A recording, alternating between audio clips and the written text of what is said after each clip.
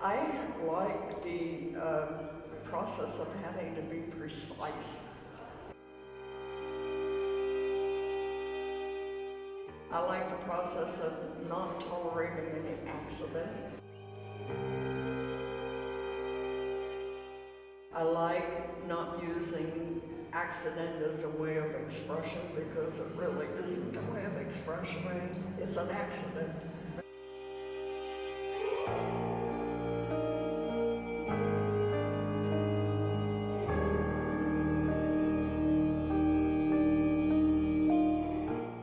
I have eliminated everything that wasn't absolutely essential for making a painting.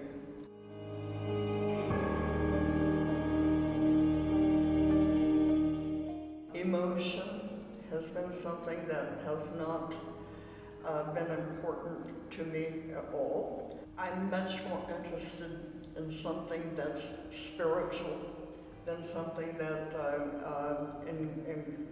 involves emotion.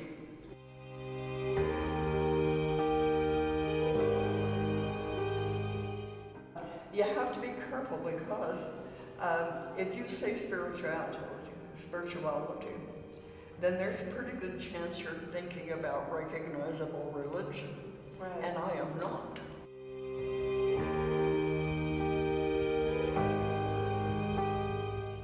I don't think anybody has the answers, and I don't pretend to have the answers, but the work is a probe for something that lives beyond rationality.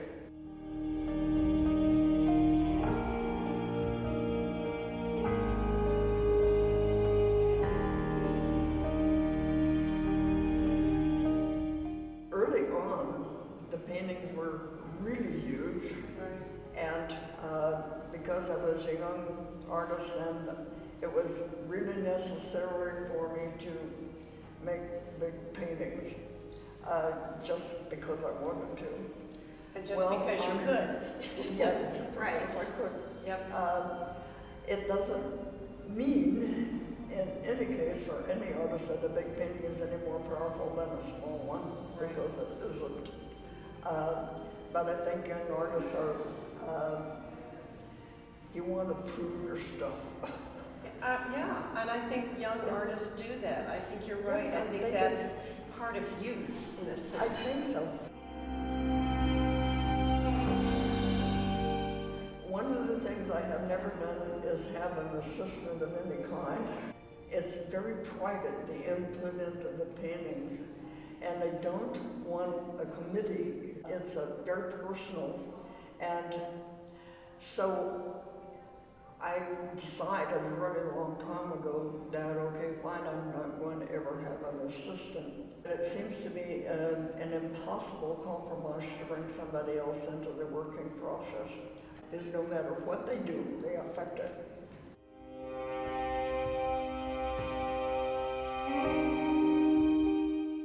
So I don't even allow people to look at works as I work on them. If somebody comes and has to go to my workroom, I normally hide everything that I work. Right, you don't want them to see it. You don't want them to see an unfinished piece. It doesn't even matter if people respond to it or don't respond to it. They still have an input there. And so the best thing is you lock the door, or if you can't do that, well, you just hide them.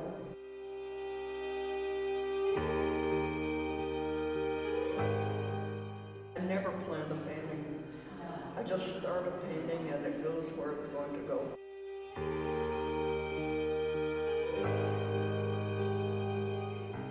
I don't plan a composition.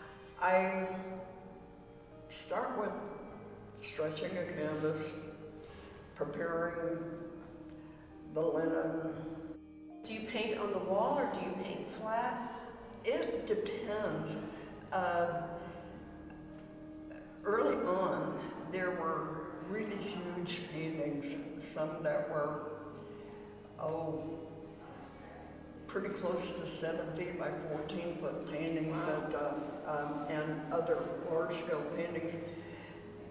those have to be made on the wall, vertical. And I had various ways of doing it. I always started at the top left-hand corner the same way right, and go across. And so I built a kind of scaffolding situation that I could stand on top, so I could reach the top of the paintings. And then eventually I have to raise the canvas to work on the bottom of them.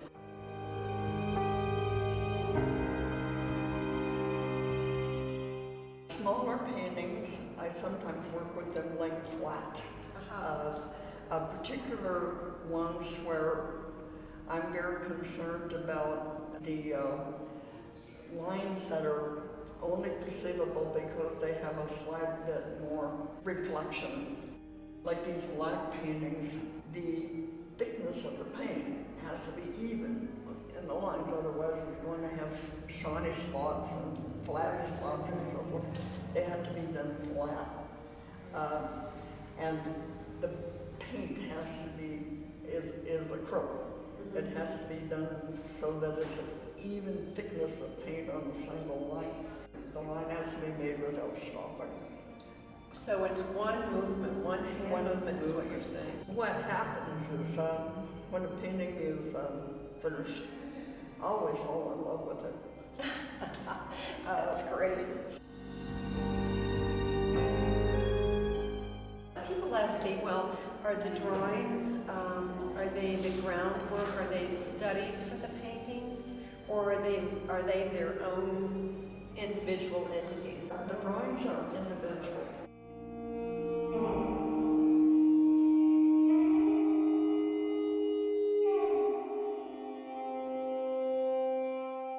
It's not as complex because you don't have to prepare a canvas and so forth, and the scale is larger, and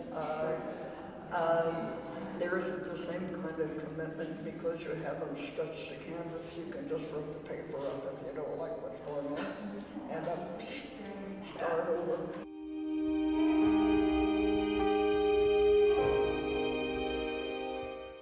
Also, drawings is an absolute direct medium from your hand to the paper. Paintings are a little more indirect.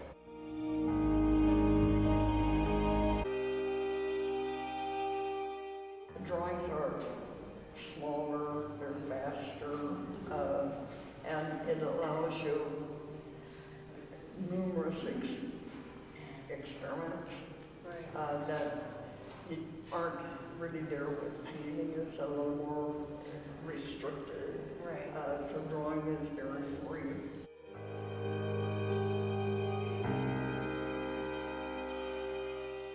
Drawing can be made without inhibition. Paintings can't necessarily be made without inhibition.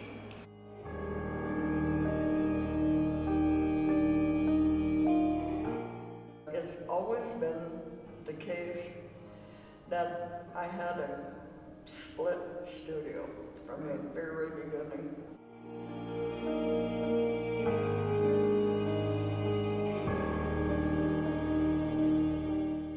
I actually don't have time in the workroom to clean up the mess and etc. because I'm working on the painting.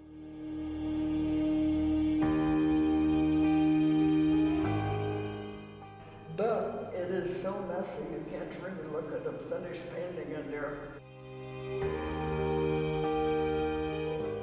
So I hang it on the wall, and in the clean area where the light's beautiful and it doesn't have paint all over, no stuff on the floor.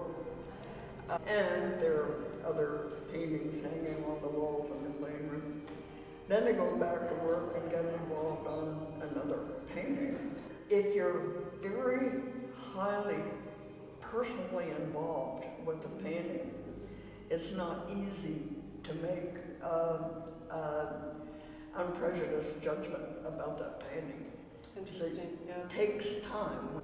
To me, it's really important that I look at those paintings in an entirely neutral space.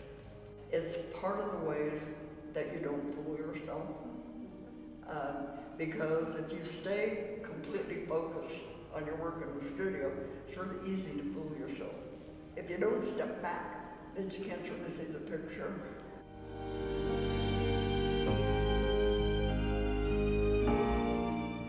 I think that it was important to make these Greek crosses because this is something that I've been thinking about since I saw the Malevich, and it's a little bit like closing the circle.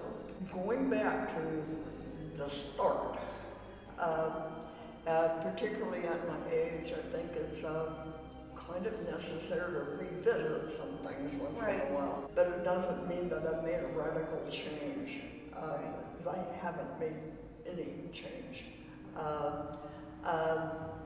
Just another way of looking at it.